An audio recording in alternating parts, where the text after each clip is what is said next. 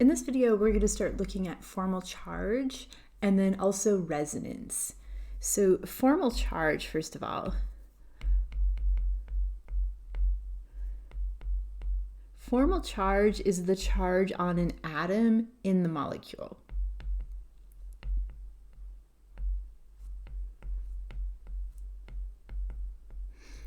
Or atoms.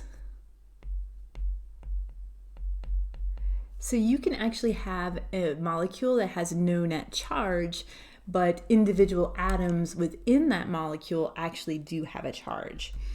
You can have molecules that have a net charge, right? We know that ammonium has a +1 charge total, but where is that charge? Does nitrogen have the positive charge? Does hydrogen have the positive charge? Is maybe nitrogen +2 and a hydrogen's a -1? Essentially, how is that charge distributed within that molecule? So which atoms have that charge, right? We have set up to this point, when I draw the Lewis dot structure for ammonium, right? We put brackets around it, and then we put the charge on the outside of those brackets. What we're doing with formal charge is, instead of doing that, right, we're not going to do that. We're going to actually calculate where that charge is, and then we're going to put that charge on that atom. So in this case, that positive charge is actually on nitrogen, so I would write it on nitrogen. So whenever you're doing a problem, if I say assign formal charge, I'm saying to put the charge on the atom.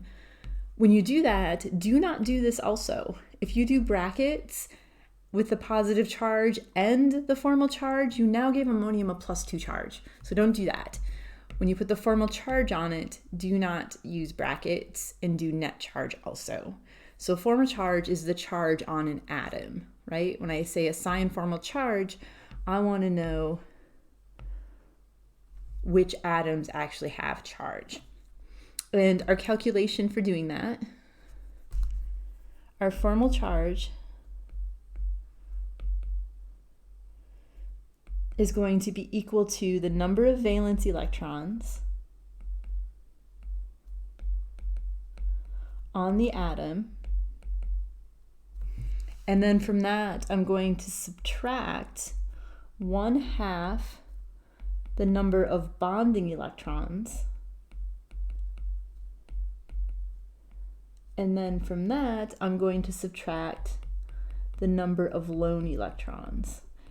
Be careful here, it doesn't say lone pairs, it says lone electrons. So a lone pair is 2 electrons. I would subtract 2 if I have a lone pair. So let's do the example here with my nitrogen.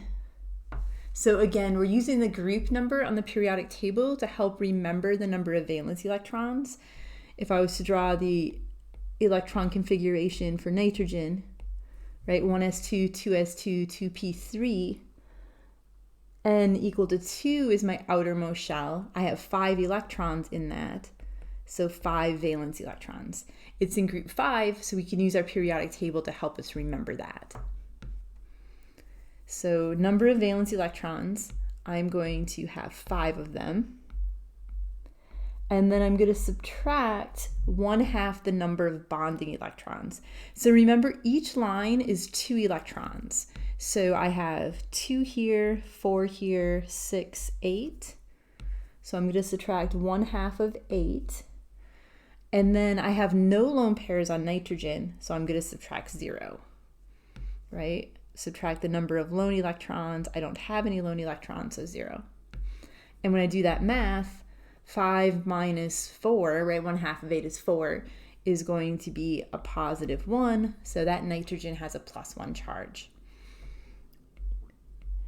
Ideally, what we would do is we would do this for every single atom. So hydrogen has 1 valence electron, minus 1/2 of 2, right? It has 1 bond, so, it has 1 bond, so there's 2 electrons there. Remember, a single line is 2 electrons.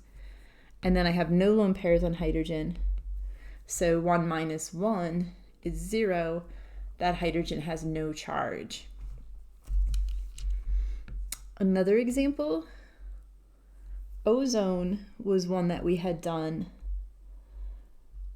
when we were drawing our molecular geometry, and when we draw the Lewis dot structure for ozone, this is going to be one of the things we get, so O3. And there's actually charge. There's no net charge, right? When I write ozone over here, O3, there's no charge on it, right? I'm not writing O3 with a plus charge or a negative charge. It's a neutral molecule, but it actually has formal charge. So if we calculate it, this oxygen has 6 valence electrons, right? 2s2, 2p4, so that's 6 in my second shell. I'm going to subtract 1/2 of 2, right? It has 2 bonding electrons. And then I'm going to subtract 6, because it has 6 lone electrons, right? 1, 2, 3, 4, 5, 6. So I'm going to subtract 6 from it. And when I do that, I actually get a -1. So 6 minus 1, right? 1/2 of 2 is 1, minus 6 is equal to a -1. So there is actually a negative charge on that oxygen. Oxygen in the middle. Oxygen still has 6 valence electrons. This time I'm going to subtract 1/2 of 6. Remember, each line is 2 electrons, so 2, 4, 6. And then I have 2 lone electrons, right? There's 1 pair on that oxygen, so -2. So 6 minus 3 minus 2 is equal to a +1. So that oxygen actually has a positive charge on it. My last oxygen still has 6 valence electrons. That green's kind of hard to see, so I'm going to switch to a darker color here. So 6 valence electrons minus 1/2 of 4, right? I have 2 here and 2 here, so that's 4. And then minus 4, because I have 4 lone electrons on that. So 6 minus 2 minus 6 is 0. There's no charge on that oxygen. So if I said assign formal charge to this, right, this is what I'm looking for.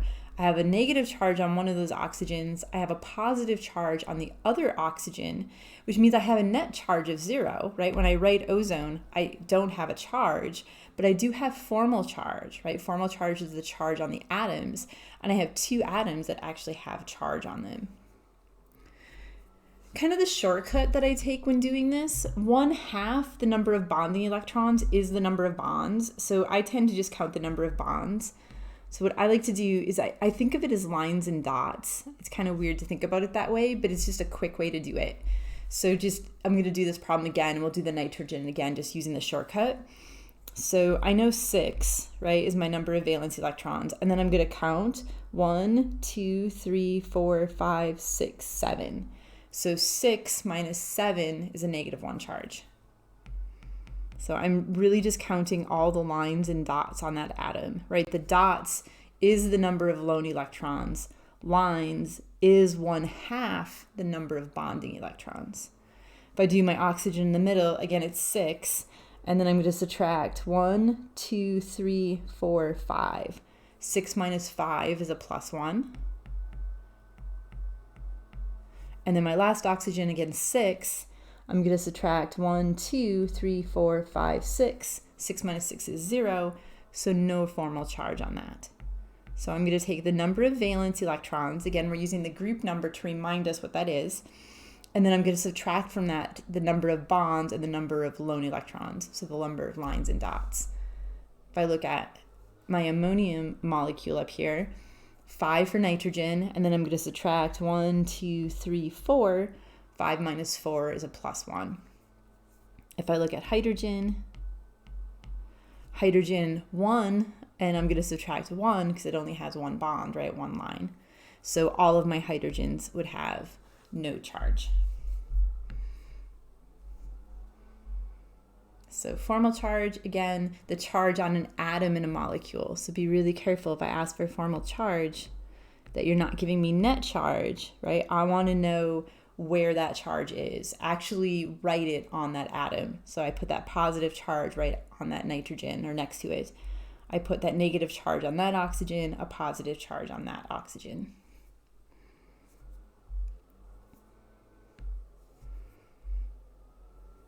So resonance, we'll do some formal charge practice when we do resonance.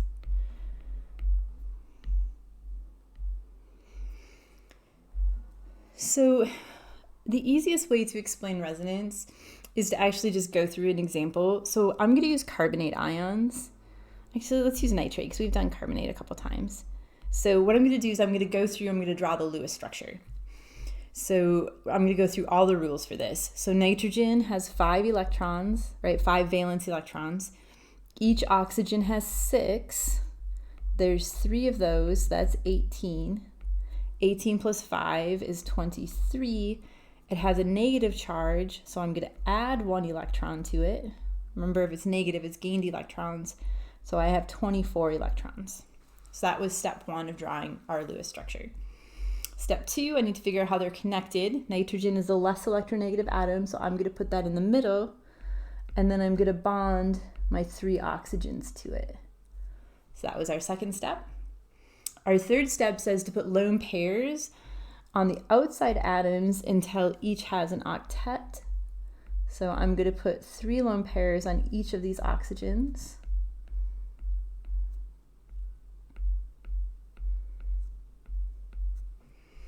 And then our next step says if we have electrons left over, we put a lone pair on the central atom, or we put them on the central atom. And I don't. I have 24 electrons total. I've used up 2, 4, 6, 8, 10, 12, 14, 16, 18, 20, 22, 24. So I've used up all of my electrons. So I don't have extra. The last step then says if everything that wants an octet still doesn't have an octet, I'm going to place multiple bonds. So my oxygens all have 8 electrons, but my nitrogen only has 6, right? It has these 3 bonds, so 2, 4, 6 electrons. Nitrogen does want an octet. So what I have to do is take 2 of the lone pairs, or sorry, 1 lone pair, 2 electrons off of an oxygen and make a double bond. And I have choices, right? I can take 2 off of this oxygen if I want, and it doesn't matter which 2, but I can take 2 off of that oxygen, and then I would have the double bond here. I could take 2 off of this oxygen, and then the double bond would go here. Or I could take 2 from this oxygen, and then the double bond would go here. All 3 of those are resonance structures. So if you're going through your Lewis dot rules, drawing your structure, and you get to a point where you're going to add multiple bonds and you have options, those options are going to be your resonance structures. So I'm just going to draw all 3 versions of that. So let's take the electrons from this oxygen for the first one.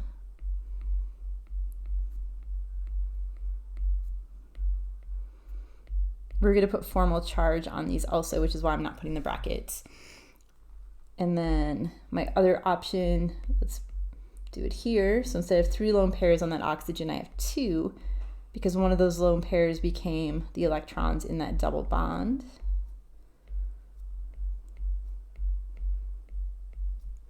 And then my third option, we can do it on the oxygen I have on the bottom. So that one would have the double bond and 2 lone pairs. These ones still have their 3 lone pairs. So on the first one, I essentially took one of these lone pairs and I moved it in, and that's how I got a double bond there. On the second one, the one in the middle, I took one of those lone pairs. It could be either of those 3, but on that oxygen, and I moved it in. And then for the last one, I took a lone pair from this bottom oxygen and I moved it. Because those electrons are still shared, right? They belong to nitrogen and that oxygen. Everything has an octet now. And then the relationship between these 3 things, I would say these are resonance structures.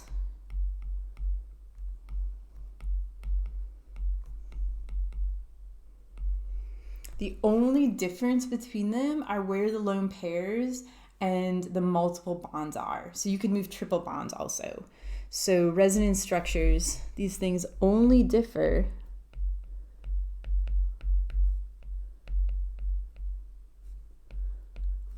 by the location of lone electron pairs and multiple bonds. If I was to change how the atoms are connected, let's say I put an oxygen in the middle instead of a nitrogen, then they're not resonance structures. Like when I say only, I actually really mean only. The only difference between resonance structures, right, these three things, the only difference between them is where those double bonds and lone pairs are. My formal charge is going to be different because of that, but my net charge on all of these is going to be a -1, right, because nitrate has a -1 net charge. And we will do formal charge, I promise. But this part's really important, right? If I give you a couple molecules and I ask you if they're resonance structures, if they differ by more than right that, then they're not resonance structures, right? An example, if I was to give you this and this, these are not resonance structures.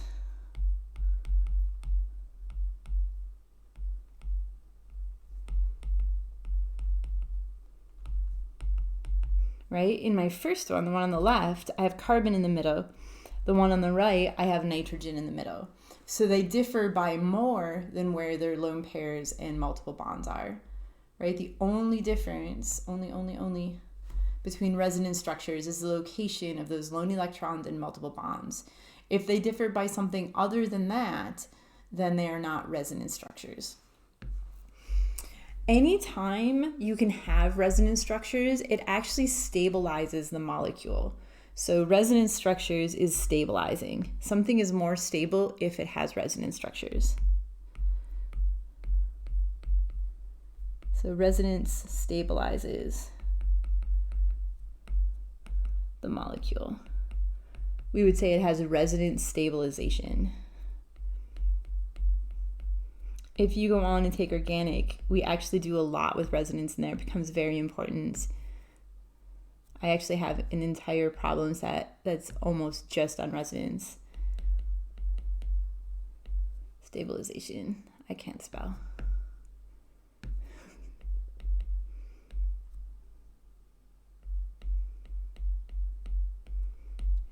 So resonance is going to stabilize my molecule. Anytime we have resonance, it's a good thing, right? Things want to be stable. If something's stable, it's lower in energy, it's less reactive, right? Less reactive. Remember chemical reactions. Remember Dalton's atomic theory, right? All we're doing is we're breaking bonds and we're reforming bonds, right? We're not adding new atoms or getting rid of atoms. We're just changing how they're connected. And remember, chemical bonds are electrons. So what we're doing in resonance structures is we're actually spreading them out. Instead of having the electrons sitting in one spot, they're actually spread throughout the entire molecule. So we can say that the electrons are delocalized. So if the electrons are localized, they're sitting in one spot. If I've delocalized them, I've spread them out. And how we're doing that is that resonance structures don't actually exist. So when I draw nitrate and I draw all three of these, they are resonance structures, but what actually exists in reality is a hybrid of all of those. So it's not like I have three different structures where the electrons are moving. What I have is a hybrid that's a mixture of all three of those. So what actually exists is a resonance hybrid. We don't generally draw hybrids. In organic, I don't ask you to draw them neither because they can be kind of complicated to draw. Some resonance structures are better than other resonance structures, and the hybrids always look more like the better one, so they can be difficult to draw, but a resonance hybrid is what actually exists. So instead of the electrons being sitting in one spot, it's like spread out, it's delocalized. I'm going to draw the hybrid for this one. So nitrogen in the middle, and then I have my 3 oxygen, And then how you would draw those double bonds is you would actually do a dotted line. And double bonds are actually stronger than single bonds. Like, you can measure them. And they're actually shorter because I have 4 electrons being attracted to the nucleus of both atoms, so it gets pulled in a little bit. So if you have a double bond, it's actually stronger and shorter than a single bond.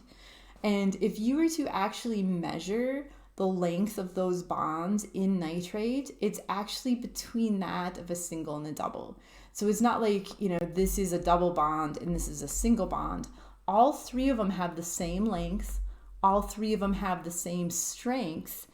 And it's about that, it's about like 1 1/3 of a double bond or of a single bond, right? It's between a double and a single bond.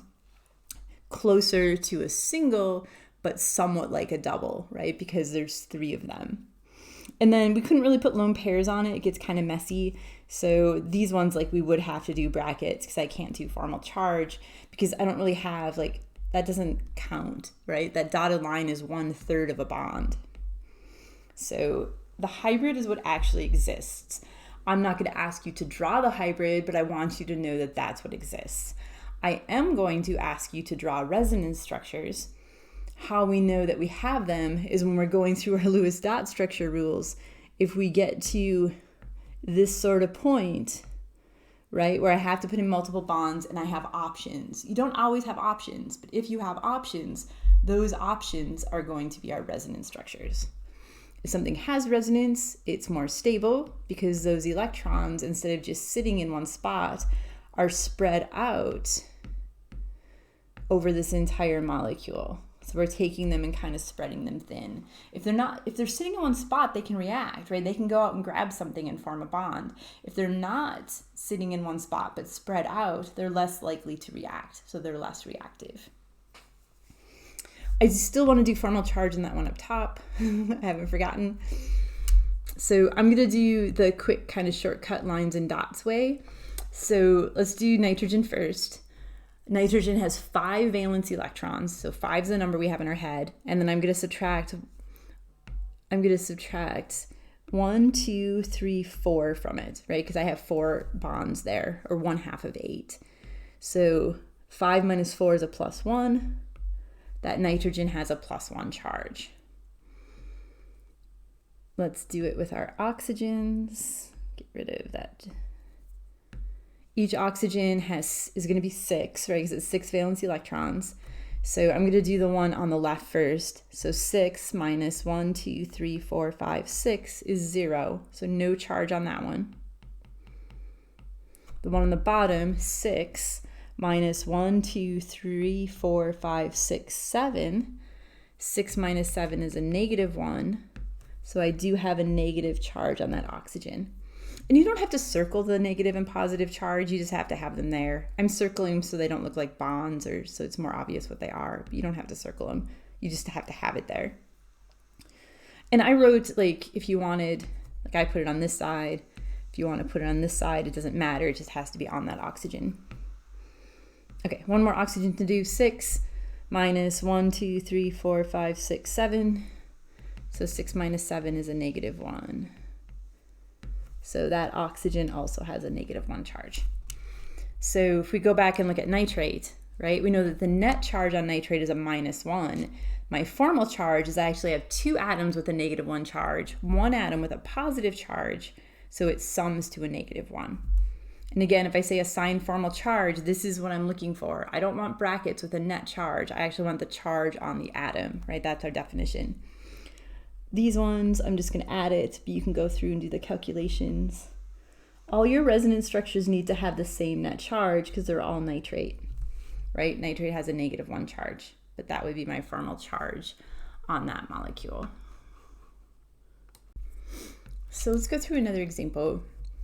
And we're going to go through kind of everything. We're going to do the Vesper shape also. I haven't done any of that yet in this video, right? All the ones I've been drawing are actually my Lewis structure. If I wanted to draw my molecular geometry for these, I would not have 90-degree bond angles, right? I have 3 electron groups. I would have 120-degree bond angles. Let's actually draw one. They're all going to have the same shape because they all have 3 electron groups, 3 bonds, no lone pairs on that central atom.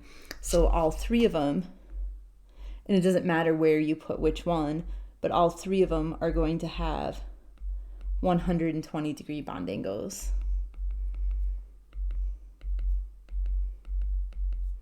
And then a positive charge, and then 2 negative charges. Oop, not there. So if I said draw the molecular geometry, you would want to make sure that you do not draw it the way that I drew the ones that are written in black. You want the one that's written in blue, right? I want 120-degree bond angles. This would be trigonal planar, right? 3 things, so trigonal, and then it's flat, so planar. Ozone here, I have 3 electron groups again, but one of them's a lone pair on that central atom. So I would have an oxygen going down to an oxygen, going down to another oxygen, and then my lone pair, negative charge here, positive charge here. Did we do one more up above? We did. I did ammonia. Ammonia is tetrahedral. I have 4 electron groups.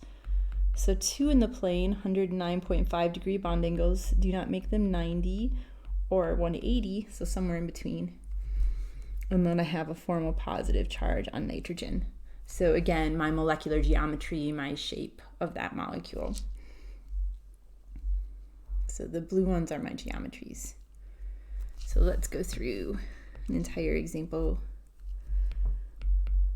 So we're going to draw the Lewis structure. We're going to determine if there is resonance. If there is, we're going to draw those resonance structures. So if so, draw all resonance.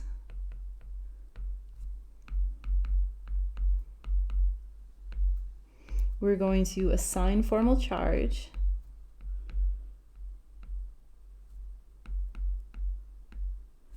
And then we're going to draw the molecular geometry. Draw and name the molecular geometry.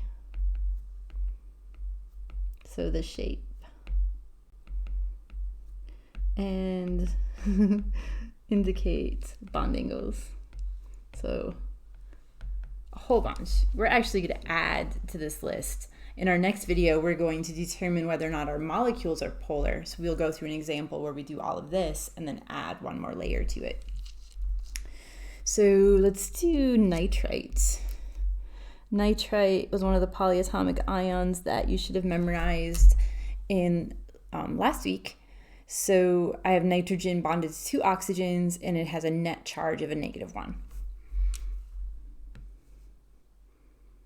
So going through and determining my Lewis structure, I have 5 electrons for nitrogen, 6 for oxygen. I have 2 of them. So that's 17, and then I do need to add 1 electron because it has a negative charge. We're going to put nitrogen in the middle. It's the less electronegative. I am going to have single bonds to my 2 oxygens. My next rule says put lone pairs on those until each has an octet. If I have electrons left over, they go on the central atom. So far I've used up 2, 4, 6, 8, 10, 12, 14, 16. So I do have 2 electrons left over. So they are going to go on nitrogen. My next rule then says if everything that wants an octet still doesn't have one, we're going to place multiple bonds. And in this case, nitrogen does not, right? Nitrogen only has 6 electrons right now. 2, 4, 6. So I need to put in multiple bonds. I have options, right? I can take electrons from here and add a double bond, or I can take electrons from here and add a double bond, which means I do have resonance. For us, that's going to be our check. If you go on to organic, it's going to be a little more complicated, but at this point, if you have options when you get to this point, and those options are different, then those are your resonance structures. So I'm going to draw both because it says to draw them. So I'm going to take these electrons first, and I'm going to move them here. And then I'm just going to redraw this.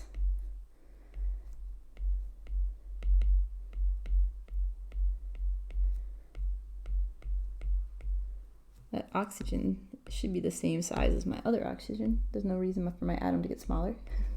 So redrew where I was. This time I'm going to take electrons from the other side and I'm going to move them in. So those are both of my resonance structures. So we drew the Lewis structure, we determined that there was resonance, and then we drew both of those. I'm going to assign formal charge next. So nitrogen, 5 valence electrons. I'm going to subtract 1, 2, 3, 4, 5. So no charge on that nitrogen, right? 5 minus 5 is 0. The oxygen on the left, 6. Minus 1, 2, 3, 4, 5, 6. 6 minus 6 is 0. So no formal charge on that one. Oxygen on the other side, still 6 for oxygen. Minus 1, 2, 3, 4, 5, 6, 7. 6 minus 7 is a negative 1. So I do have a negative 1 charge on that oxygen. I would do the same thing for my other resonance structure, and I would get a negative 1 charge on that left oxygen, the one that has the single bond. So we drew the Lewis structure, we determined that there was resonance, we drew both of the resonance structures, we assigned formal charge. We're now going to do the geometry. So remember, we're going to count electron groups. So a single bond, a double bond, a triple bond, and a lone pair each count as a group. And I'm only doing it for the atom in the middle. So nitrogen here has 1, 2, 3 groups. The geometry is going to be the same for both of these. So I'm just going to draw one. So I have 3 electron groups. And remember, anytime we have 3 electron groups or 3 electron domains, it was this trigonal planar geometry.